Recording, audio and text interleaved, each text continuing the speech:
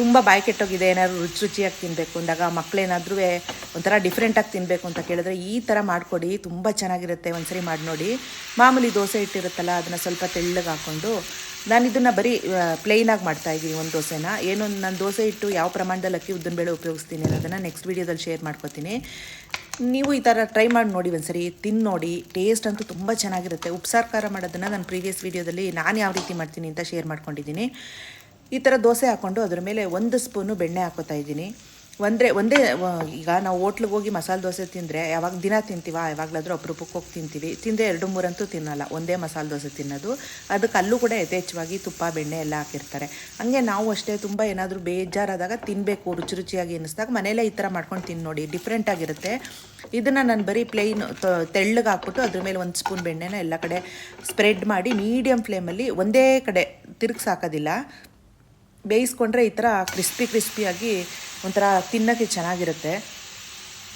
ಅದಾದಮೇಲೆ ಇವಾಗ ಹೇಳಿದ್ನಲ್ಲ ಉಪ್ಸಾರು ಖಾರ ಹಾಕಿ ಮಾಡೋದು ಅಂತ, ಇದು ನಮ್ಮ ಮನೇಲಿ ನನಗೆ ನನ್ನ ಮಗಳಿಗೆಲ್ಲ ತುಂಬ ಇಷ್ಟ. ಈ ವಿಧಾನದಲ್ಲಿ ಮಾಡಿದ್ರೆ ಖಾರ ಸಿಹಿ ಎಲ್ಲ ಒಂಥರ ದೋಸೆ ರುಚಿ ಎಲ್ಲ ಸೇರ್ಕೊಂಡು ಒಂಥರ ವಿಭಿನ್ನವಾಗಿ ಟೇಸ್ಟು ಸಕ್ಕತ್ತಾಗಿರುತ್ತೆ ರೀ. ನೀವು ಒಂದ್ಸರಿ ಟ್ರೈ ಮಾಡಿ ನೋಡಿ.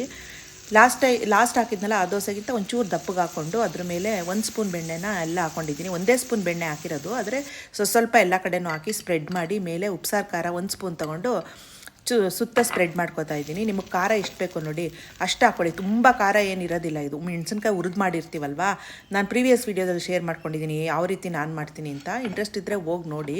ಅದ್ರ ಮೇಲೆ 1 ಸ್ಪೂನ್ ಸಕ್ಕರೆನೆಲ್ಲ ಸ್ಪ್ರಿಂಕಲ್ ಮಾಡಿಬಿಟ್ಟು ಮೇಲೆ ಸ್ವಲ್ಪ ತುಪ್ಪ ಹಾಕಬೇಕು.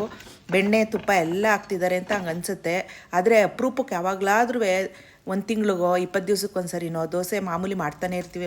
ವಾರದಲ್ಲಿ ಒಂದ್ಸರಿ ಏನಾದರೂ ದೋಸೆ ಇಡ್ಲಿ ಮಾಡೇ ಇರ್ತೀವಿ. ಅದರ ಇರುತ್ತಲ್ಲ, ಈ ಥರ ಡಿಫ್ರೆಂಟಾಗಿ ಒಂದ್ಸರಿ ಟ್ರೈ ಮಾಡಿ ನೋಡಿರಿ. ತುಂಬ ಟೇಸ್ಟಿಯಾಗಿರುತ್ತೆ, ಬಾಯಿಗೂ ತುಂಬ ರುಚಿಯಾಗಿ ಒಳ್ಳೆ ಘಮ್ ಅಂತ.